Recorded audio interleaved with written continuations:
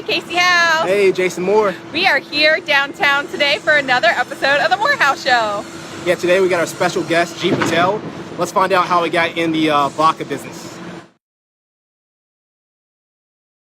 Welcome back. So today we're at downtown Raleigh at Industries co-op space. I'm here with Gaurav Patel, co-founder of Social House Vodka and founder of Echelon Experiences. So G, how did you end up in Raleigh? Man, I've been in Raleigh for almost 18 years now. I decided to go to NC State, and that was kind of the first move. Great school, great area that was up and coming, and had no reason to leave ever since then. You've been in Raleigh longer than most people, having gone to NC State and everything. What are some of your favorite things to do or favorite places to eat? Oh, that's a tough one. I mean, there's so many great places that opened up over the last, just the last even few years. Yeah. I remember when I first started at State, there was a couple of restaurants, but I mean, there's so many things to do, especially the parks. I love going to take hikes at Umstead on Ebenezer Church. Yeah. And we actually built a house around there. So my favorite place to eat around there is obviously Edwards Mill Bar and Grill, which we own. But obviously, apart from that, I do enjoy Bella Monica as well, which is right around the house from there as well. I have heard great things about there, and I haven't been yet. So awesome. Okay, great.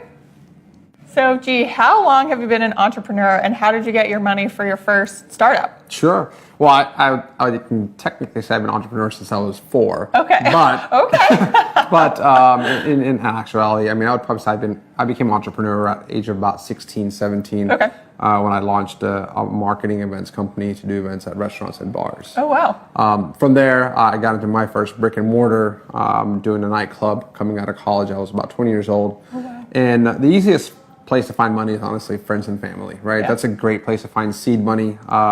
They know that, they know you, they can trust you, and they're willing to help or give you a helping hand to get that first step started. After that, things can change. Yeah, and how do you keep the momentum going with new things, or how do you just keep it fresh?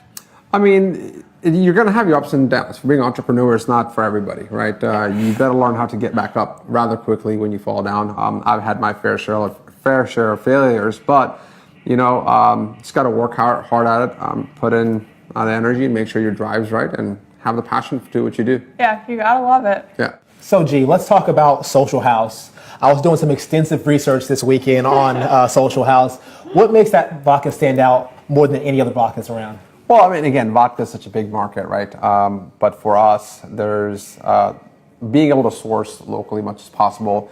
And before that even came in place, we want to understand how vodka was made. Not having a formal background in distilling, it's important to bring on partners who knows it. So we used NC State to chemically analyze 24 different vodkas and really see what the flavor composition, which base they're using, and how that's kind of playing out. Because we wanted to have a vodka that was sippable, that was easy drinking, that's smooth. So being able to know and understand what makes other vodkas, we kind of took that and converted it into our Social House. So what makes Social House different is one, we're really responsible to our community and surroundings and trying to source many things locally as possible, including our corn, our grain that actually makes the base. Also our water comes from a natural Black Creek aquifer, which sits on the property site. So knowing that and being able to control the process from beginning to end, you get a clear, crisp product. Very good, very smooth stuff. Yes. G, so what would be some financial advice you'd give to other entrepreneurs out there that want to get started? Yeah, I mean, so as an entrepreneur, right, you really have to figure out, be a good problem solver. But I think some of the advice I can do is, first get a good attorney and a good CPA. I think that's one of the steps that I probably could have done better, right? Because as an entrepreneur, you're a scrappy person, and you're trying to figure it out. You don't have a bankroll that you can go out and hire a $20,000 retainer on an attorney or accountant you got to pay tens and thousands of dollars for. But I think end of the day, when you're trying to plan, your journey out, it's really important to know who those two people are and make sure that they kind of help you pave the path for it. Very good advice. All right, so last fun question. Sure. If you were to have a debut album, what would you call it? Well, easy. Nothing but a G thing. Okay, that's perfect.